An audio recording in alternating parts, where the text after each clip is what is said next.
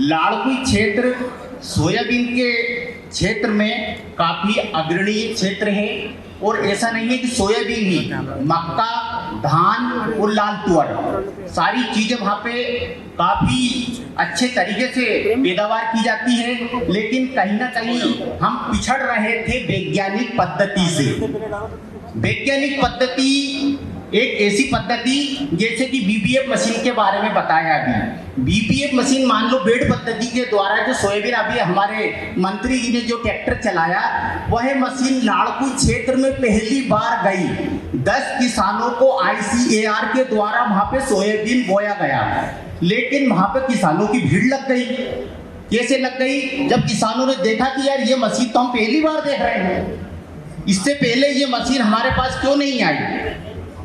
ऐसी मशीन तो उसके द्वारा देखा गया। फिर उसके बाद उसका जो सोयाबीन उगा, जो रिजल्ट देखा वास्तव में, वो पानी गिरा तो वो सारी सोयाबीन उग के बाहर आ गई। और अन्य पद्धति के द्वारा हम जो जीवन भर से जो बोते आ रहे हैं वो मतलब काफी सोयाबीन हमारी खराब हो गई। लेकिन जो बेड पद्धति के द्वारा बोया गया उसमें दोनों साइड नाली बनती है और नाली से सारा पानी बहकर बाहर निकल जाता है और पूरी की पूरी सोयाबीन बीच में बाहर आ जाती है।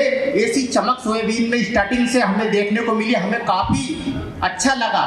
तो धन्यवाद ICAR, धन्यवाद वैज्ञानिक लोग। और सबसे बड़ी मतलब जो वैज्ञानिक को खेत में पहुंचाने की जो आपने भाई साहब वो चलाई है, अभियान चलाया है, वैज्ञानिक ने हमको बताया, दिन भर हमारे साथ रहे, हमें बीज उपलब्ध कराया, किस प्रकार से बीज बोना है, कितनी मात्रा में बीज बोना है, खाद किस समय डालना है, किस समय नहीं डालना है, ये सारी तकनीक हमें बताई गई। अगर ये सारी तकनीक से हम करेंगे तो यकीनन मानो हम और भी अच्छे तरीके से सोयाबीन का उत्पादन कर सकते हैं। इसी कड़ी में भाई साहब, अभी भैया जो आए थे मेरे पहले, जिन्होंने बोला कि मैंने 40 एकड़ में मक्का लगाई है। भाई साहब मैं आपको मक्का के बारे में बता दूं, हमारे यहाँ भी 3 साल से कुछ किसान मक्का लगा रहे हैं, मैं भी मक्का लगा रहा हूँ। लेकिन उसमें क्या होता है कि पहले साल तो उसका बहुत अच्छा उत्पादन आएगा, दूसरे साल और कम हो जाएगा, लागत बढ़ती जाएगी, उत्पादन कम होता चला जाएगा। और जो तुम्हारी गेहूं की फसल जो बोते हो ना मक्का के बाद रबी सीजन में, वह फसल का उत्पादन यकीन मानिए जहां आपका 20 गुना गेहूं होता है 1 एकड़ में, वह 15 गुना रह जाएगा। तो हम ये सारी तकनीक अपना चुके हैं आज 3-4 साल से।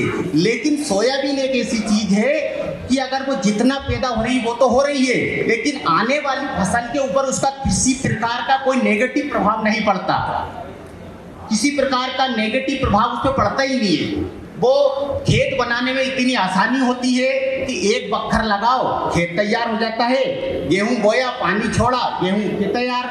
लेकिन भाई साहब मक्का को तुड़वाने में, निकालने में लागत तो आती ही आती है, लेकिन किसान का पसीना छूट जाता है। और कई बार तो ऐसा होता है कि 4-4 महीने में जाता है। सोचता हूँ कि सोयाबीन पे केंद्रित करें ज्यादा।